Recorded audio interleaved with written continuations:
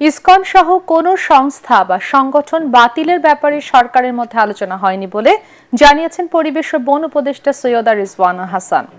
এক ব্রিফিংয়ে তিনি বলেন, ছোট ছোট বিরোধ যেন জাতীয় ঐক্য নষ্ট না করে সেদিকে সবাইকে সচেষ্ট থাকতে হবে। এ সময় ইসকন নেতা চিন্ময় ব্রহ্মচারীকে সুনির্দিষ্ট অভিযোগের ভিত্তিতে গ্রেফতার করা হয়েছে বলে জানান উপদেষ্টা মাহফুজ আলম। কোন সংগঠন নিষিদ্ধ করতে হলে সরকার সঠিক প্রক্রিয়া অনুসরণ করবে বলেও জানান এই উপদেষ্টা। ইমদাদুল্লাহ বাবুর রিপোর্ট। প্রধান উপদেষ্টা ডক্টর মোহাম্মদ ইউনূসের সভাপতিত্বে বৃহস্পতিবার সচিবালয়ে অনুষ্ঠিত হয় উপদেষ্টা পরিষদের সভা। এতে নগরীর ইন্টারকন্টিনেন্টাল হোটেল এলাকায় নয়, সোহরাওয়ার্দী উদ্যান এলাকাতেই নতুন করে শাহবাগ থানা ভবন নির্মাণের সিদ্ধান্ত নেওয়া হয়। পাশাপাশি আজারবাইজানের বাকুতে সদ্য সমাপ্ত জলবায়ু সম্মেলনের নানা ইস্যু নিয়েও আলোচনা করেন উপদেষ্টারা। বৈঠক পরবর্তী ব্রিফিং হয় রাজধানীর ফরেন সার্ভিস একাডেমিতে।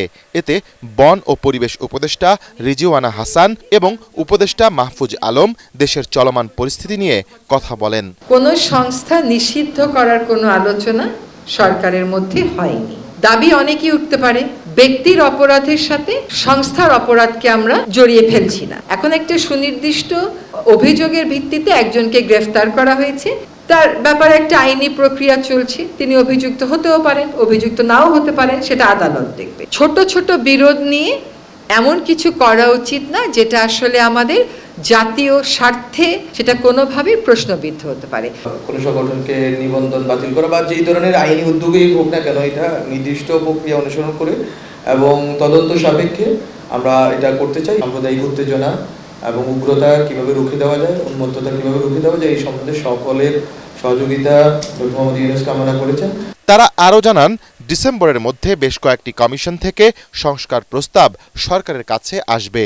এরপরই যত দ্রুত সম্ভব আয়োজন করা হবে জাতীয় নির্বাচন। রিপোর্টগুলো আসুক সংস্কার কমিশনে, আর নির্বাচনী যেই কার্যক্রম ভোটার তালিকা হালনাগাদ থেকে শুরু করে যায়, সেটা নির্বাচন কমিশন একটি সংবিধিবদ্ধ প্রতিষ্ঠান, ওনারা ওই অনুযায়ী কাজ করে যাবেন। রাজনৈতিক দলগুলোর সাথে কনসালটেশনের ভিত্তিতে এটা ঠিক হবে, এটা আপনারা দেখতে পাবেন। 6টা কমিশনকে সময় দেয়া হয়েছে ডিসেম্বরের মধ্যে। আমরা বারবার বলছি, যত দ্রুত সম্ভব সংস্কার শেষ করে আমরা নির্বাচনের দিকে যাব। নির্বাচন শুরু করার প্রাথমিক কাজগুলোও কিন্তু হয়ে গেছে। সম্প্রতি বৈষম্য বিরোধী ছাত্র আন্দোলনের 2 সমন্বয়কের গাড়ি দুর্ঘটনায় ষড়যন্ত্র রয়েছে কিনা তা খতিয়ে দেখা হচ্ছে বলেও সংবাদ সম্মেলনে জানানো হয়। সমন্বয়কেরা জাতির বিবেককে যেভাবে জাগ্রত করছে, এটা নিশ্চয়ই অনেকেরই স্বার্থে লাগবে। ইমদাদুল্লাহ বাবু, ATN বাংলা, ঢাকা।